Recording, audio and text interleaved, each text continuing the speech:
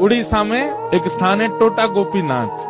कौन से? तो वहाँ के जो पुजारी जी थे वो सेवा करते करते उनकी कमर झुक गई, और जैसी कमर झुकी तो अब वो ठाकुर जी को चंदन लगाते तो माथे की जगह नाक पे लग जाता, आंख पे लग जाता, गाल पे लग जाता, होठ पे लग जाता।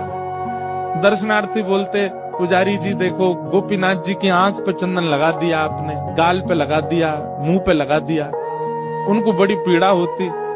मन में सोचने लगे अब एक काम करता हूँ कि मैं एक पुजारी रख लेता हूँ, मुझसे तो सेवा होती नहीं, कमर झुक गई मेरी।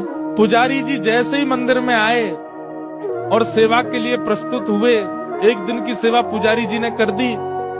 रात्रि में मंदिर जैसे ही बंद हुआ तो महाराज पूर्व के जो पुजारी जिनकी कमर झुके, उनके स्वप्न में श्री ठाकुर जी गए और ठाकुर जी जाके बोले, देखो मुझे आपसे ही सेवा चाहिए, ये क्यों कोई और मेरा स्पर्श नहीं करेगा, आप ही चंदन घिसो, आप ही पोशाक पहनाओ, आप ही श्रृंगार करो। ठाकुर जी मुझे बहुत प्रसन्नता है कि आपको मुझसे सेवा चाहिए, पर मैं तो बीमार हो गया, मेरी कमर झुक गई, अब कैसे चंदन लगाऊं आपको। ठाकुर जी बोले, हमें नहीं पता, हमें आपसे ही सेवा चाहिए, कल सुबह पुजारी नहीं आना चाहिए, आप ही आओगे सेवा में। बेचारे प्रसन्न भी हो रहे थे पर रो भी रहे थे।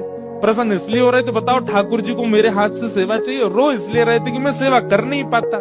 दूसरे दिन स्नान करके मंगला में जैसे ही मंदिर में प्रवेश किया तो क्या देखा, तो जैसे हम बैठे हैं सुख आसन में, ठाकुर जी नीचे ही बैठ गए। बोले लो हम भी बैठ गए, अब करो हमारी सेवा। तो उनका नाम पड़ गया टोटा गोपीनाथ। पर एक टोटा गोपीनाथ है जहाँ बैठे हुए हैं ठाकुर जी।